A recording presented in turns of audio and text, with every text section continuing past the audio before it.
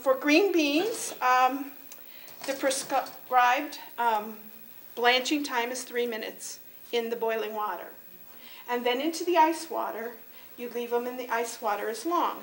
So one of the essential ingredients or pieces of equipment for any kind of food preservation is some kind of a timer, whether it's a wind-up timer or the timer on your range or microwave or whatever. And then you drain them and put them out on a towel to absorb as much water as possible before you put them into your freezer containers. If they're wet going into the freezer containers, that creates ice crystals when they freeze, which affects the long-term quality of your frozen vegetables.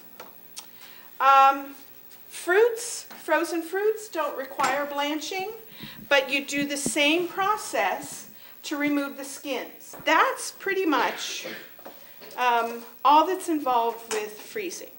Let's move to boiling water bath canning. There are two kinds of canning. There's pressure canning and there's boiling water bath canning. We do boiling water bath canning for acid vegetables and fruits. And the only acid vegetable that we have is a tomato, right, or fruits. All other, like green beans, peppers, onions, are low acid.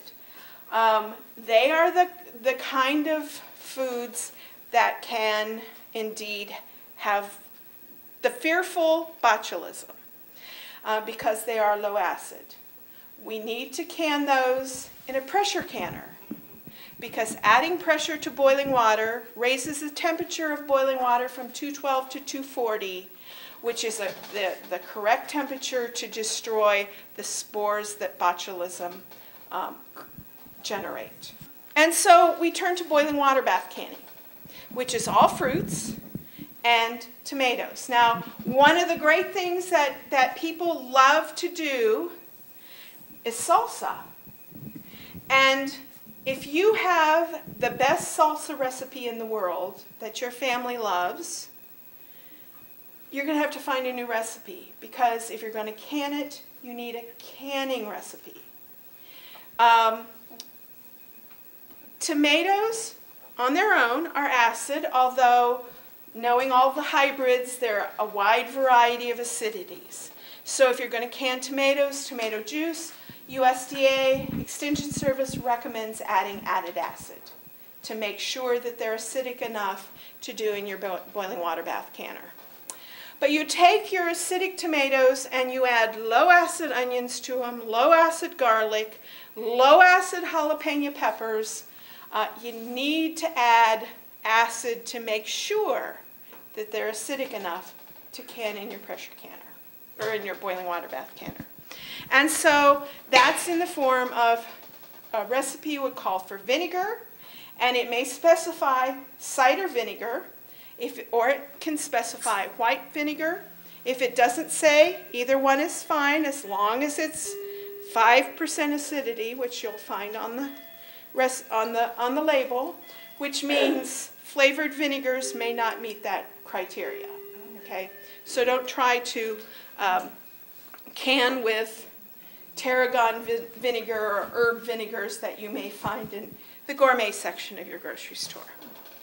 Also, to add acid to just tomatoes, lemon juice is okay. There's a certain amount that you add per quart or per pint, or citric acid. And citric acid can be found in the canning section of the grocery store or discount department stores. This is a traditional boiling water bath canner. Costs about between $20 and $30. Available in most discount department stores. Comes with a rack in it. The rack will hold quart jars. Also will hold pint jars securely. And it's easy in and easy out of the boiling water with the rack. Of course, it gets hot, so in and out of the boiling water with pot holders. But you don't need that. If you're a new canner, you don't need to make this investment. In fact, it's kind of fun. This year, Ball, and not to promote them, but they are about the only canning company anymore. People will say, oh, I've been looking for Kerr jars. All I find are Ball. They're all made by the same company. Kerr jars are still made, but they're made by this company called Les Jardins. But they came out with this canning discovery kit, and it contains 3 pint jars, this little basket that will, hold the 3 pint jars, and this can go into any deep pot. And when you do boiling water bath canning, the key is that the level of the boiling water is at least 1 inch above the top of the jars. Okay? So any pot will do. You don't need this, but this is like the rack that's in here. So it's kind of a fun little kit. Costs between $10 and $15. Other equipment you might want to come to get, which also you can buy separately or in a kit, is the extra accessories. You really need a funnel to easily fill the jars. When the jars are in the canner, or even in the rack coming out of the canner, having a jar lifter is always a good thing. And this, you just grip with your hand and pull the jars out. But as we said, you can do boiling water bath canning in any deep pot. It needs to be a deep pot for which you have a rack that fits the bottom. This is enough of a rack with the little feet on the bottom that it holds the jars up off of the bottom of the pot, and that the water can circulate around the whole jar.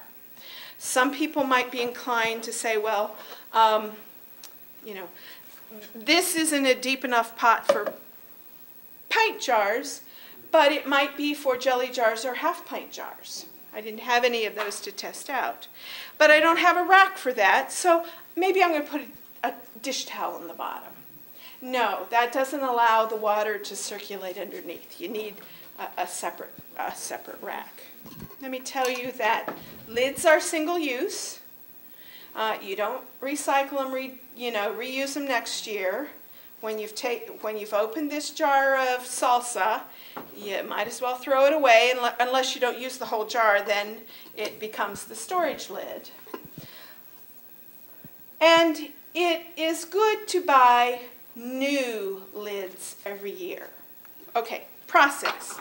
We put our salsa in the jar. Our jars are clean. They don't have to be sterilized. Only items that we do in a boiling water bath canner for 5 minutes or less, do the jars have to be sterilized.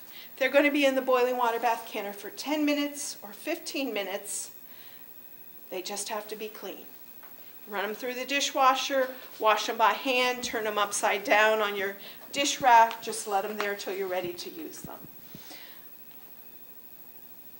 Fill your jar.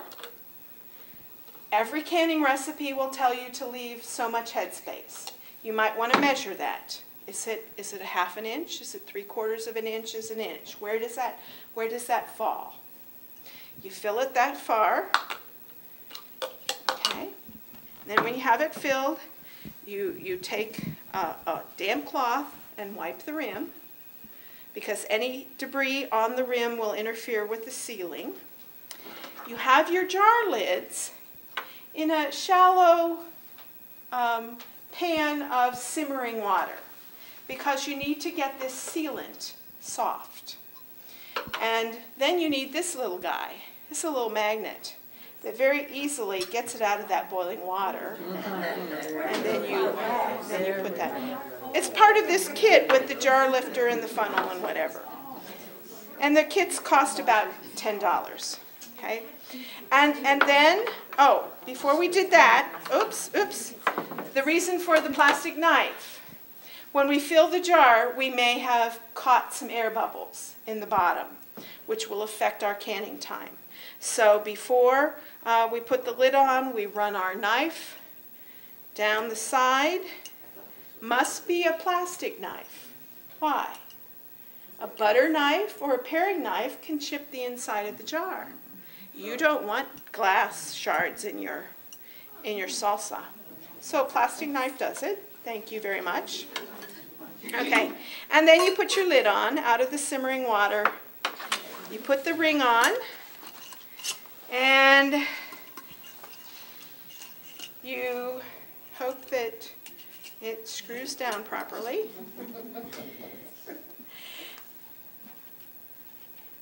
And you don't crank it on as hard as you want, as tight as you can, just so it kind of catches. I'll walk you through that afterwards if you would like to know exactly. What happens in the boiling water, and then you fill your rack, put them in your boiling water.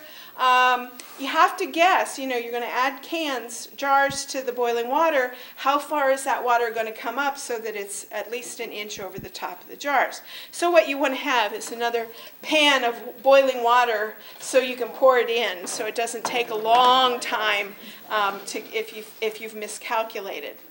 But what happens is you've trapped room air, impure room air, in that headspace.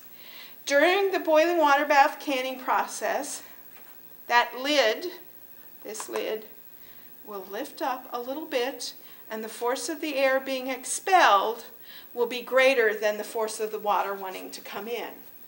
When that force changes, that the water wants to come in, it will clamp shut and it will seal. And this only exists to hold this lid in place. If we didn't have that, the little lid would just float away in the boiling water. Okay?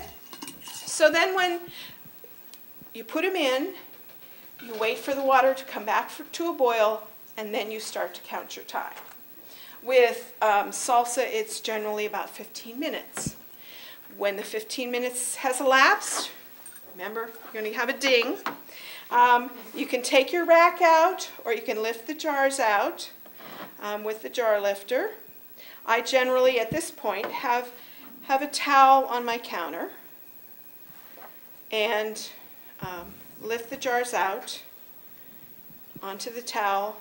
Leave an inch between each of the jars so that there's some air circulation, and you let them sit undisturbed for 12 to 24 hours. And within a minute or two, you'll start to hear them ping. And you want to count the pings. That means that they're sealing, okay? After 12 or 24 hours, you remove the rings, okay? Why do you remove the rings? Like I said, it's only there to hold this lid on. So then they need to be labeled in some manner. You might have a grease pencil to put the date on the top, September 2010. There are labels that you can buy that you can say, oh, what it is if you don't know, and the date that it was canned. And the idea is that you only can enough to last you for a year.